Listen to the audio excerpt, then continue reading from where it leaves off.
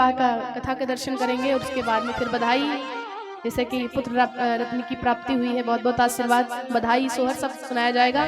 उससे पहले राम जी के विवाह की थोड़ी सी कथा को हम लोग श्रवण करेंगे कि भगवान का विवाह कैसे हुआ।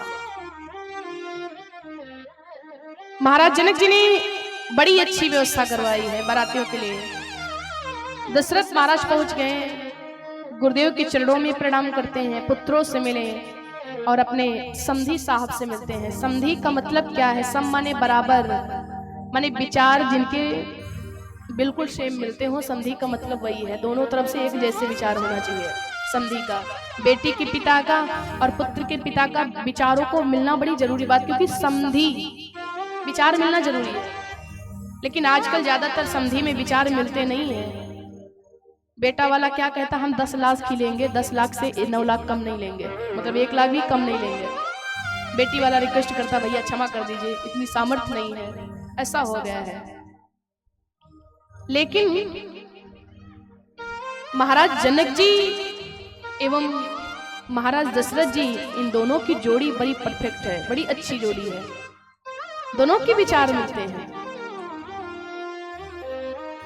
इतना सुंदर व्यवस्था भगवान के विवाह में की गई है, बड़ा ही सुंदर मंडप सजाया गया है, हल्दी रस्म बनाई गई और मंडप की जगह जगह पर कलश जल रहे हैं। भैया तीसरा कलश।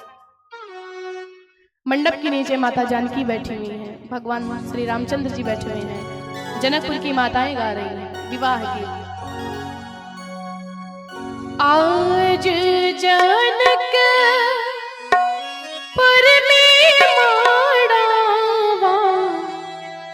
बड़ा सुहावने लागे, आज जनकपुर में माड़ावा बड़ा सुहावने लागे। आज जनकपुर में माड़ा बड़ा सुहावने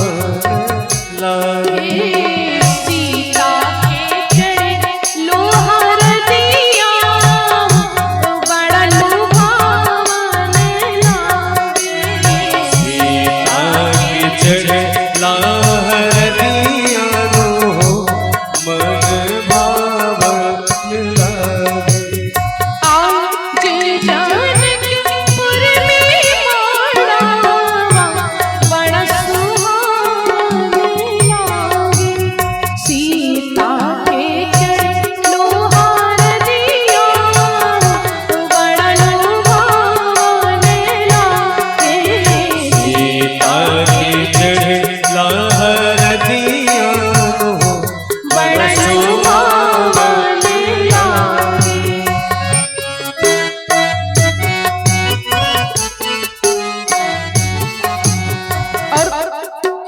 माता जानकी मंडप के नीचे बैठी हुई है। हरे हरे बसवा कटवली जनक राजा, हरे हरे बसवा कटवली जनक राजा। मन में सुनैना माई के बजिला आनंद बाजा, मन में सुनैना माई के बाजिला आनंद बाजा।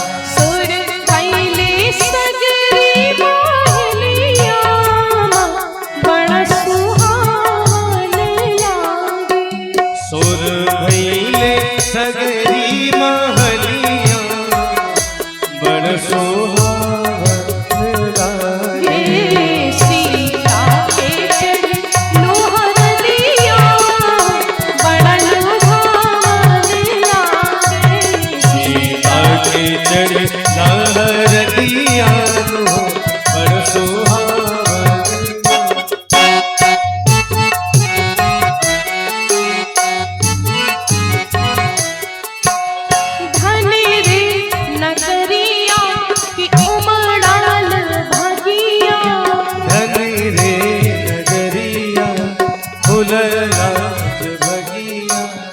लगली सुनर सिया के अमर सुहागिया, लगली सिया अमर सुहागिया।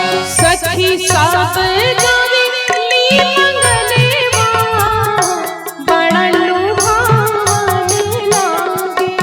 सखी सब गावे ली मंगलवा बड़ लुभावन लागे। सीता के चरणों आरतिया बड़ा सुहावन लागे। सीता के चढ़ना हरदिया बड़ सुहावन लागे।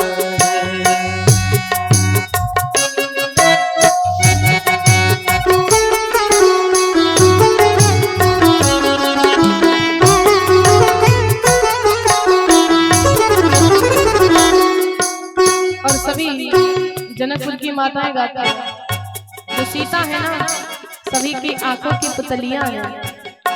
सभी माताएं सोचती हैं कि आज मेरी बेटी यहाँ है और कल ससुराल चली जाएगी।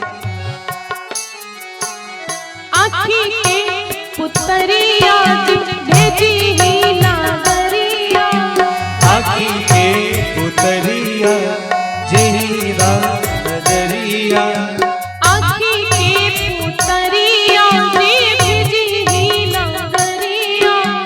आखी के पुतरिया दीदी है नजरिया। झरे झरे बरसी नयनवा जैसन सावन लागे। झर झर बरसे नयन वान हो जैसे सावन लागे। सीता के चरणों आरतिया बड़ा लुभावन लागे।